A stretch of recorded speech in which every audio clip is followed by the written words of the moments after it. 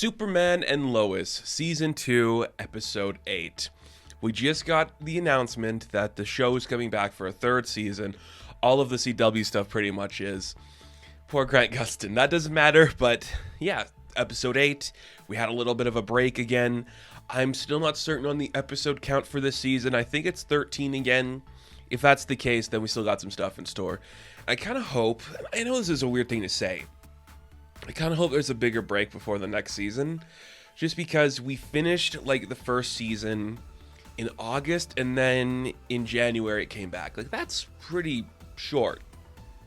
Like 4 months. It's like, that's, I don't know. It just seems like, let's really work out the story. And I'm not saying there's anything wrong with this story or like anything happening in this season. I just think, let's just think about it a little bit more and make something a little bit less classic-y. I don't know. Do something different. I kind of like a big change for this show. I don't know.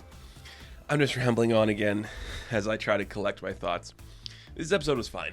I don't think there was anything particularly special about it. I don't think there was anything particularly interesting about it. It just served its purpose to advance the story. It gave us the new plot lines that we needed for John, Henry, and Natalie, where they're coming back into their own, kind of building up their own identity. They do end up in like a new building, kind of giving them a garage again to work out of instead of just the barn. So I think it's going to be a new set that we're going to be using a bit more. If I have to guess, we're going to do... Did they do like the Steelworks? Was they a part of like the Steelworks thing where they had like their own service or something going on? Don't be surprised if at some point in this season or next season, or if the show continues, Natalie will suit up in a steel suit somewhere. It's coming. I know it's coming.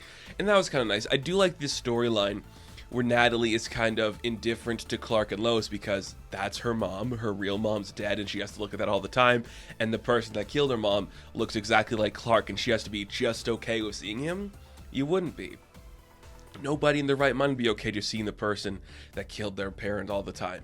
That's weird and it's dark. So the fact that they're actually playing that to a story element, I think works really well.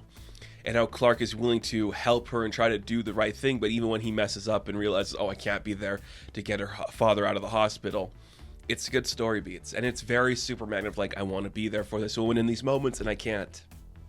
I like that a lot.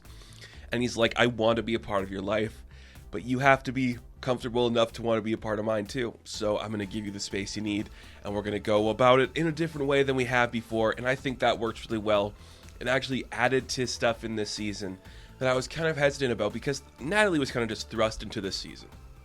You know, we had like the storyline at the beginning where she was awkward and nervous and then she kind of started to be comfortable.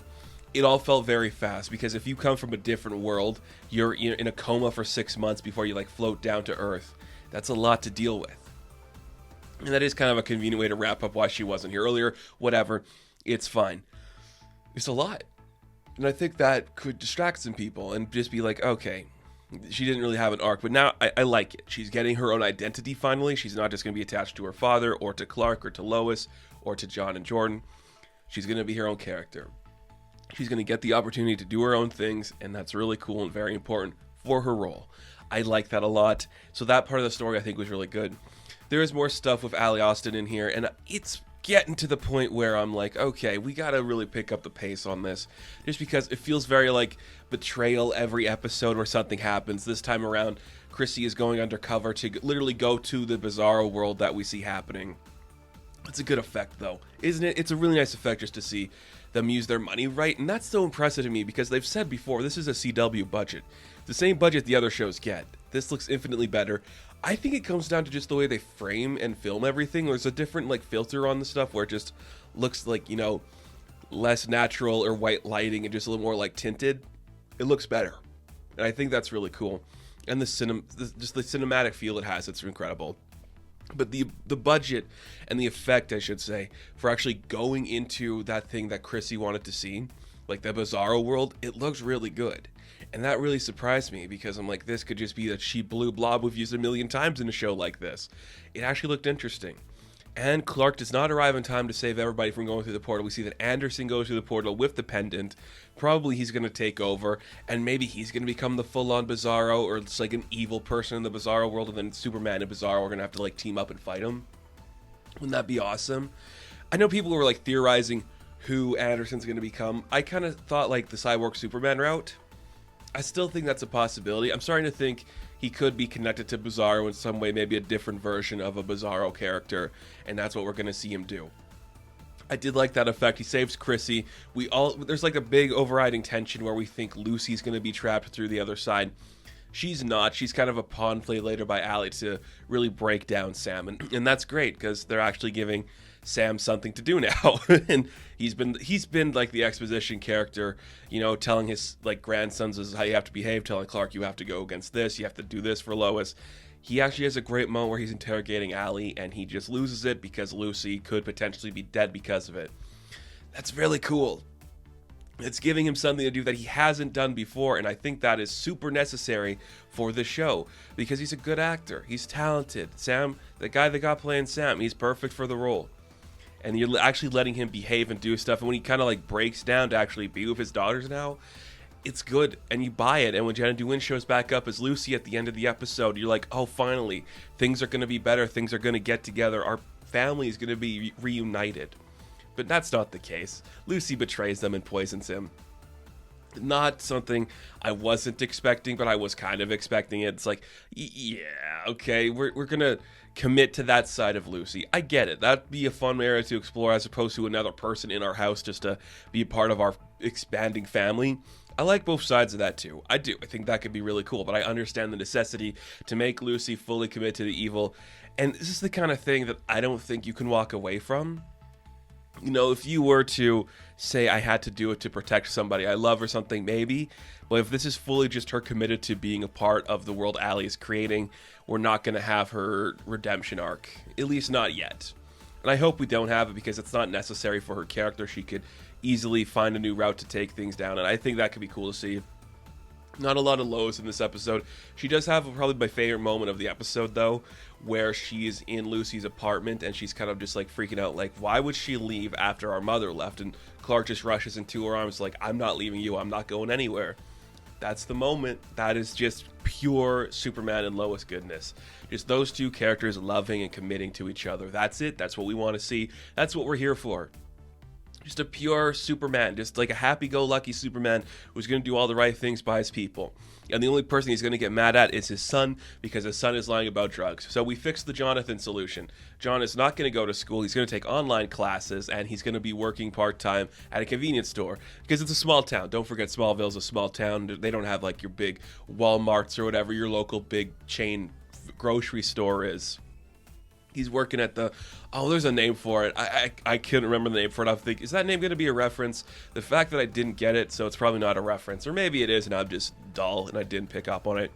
He's still protecting Candace. They do have a scene later on where she says, I love you to him. And he's like, oh, well, that's really nice. But they get attacked by an angry drug user who's trying to get the XK from Candace. Which goes into the thing happening of Jordan, where he kind of like, you know, suits up in a sense. He does the Smallville suiting up, the Joe Smallville with Tom Welling, not the actual town Smallville. He suits up Smallville style with a hood on his head, beats up the guy that's attacking Candace and Jordan and Johnathan, and there you go.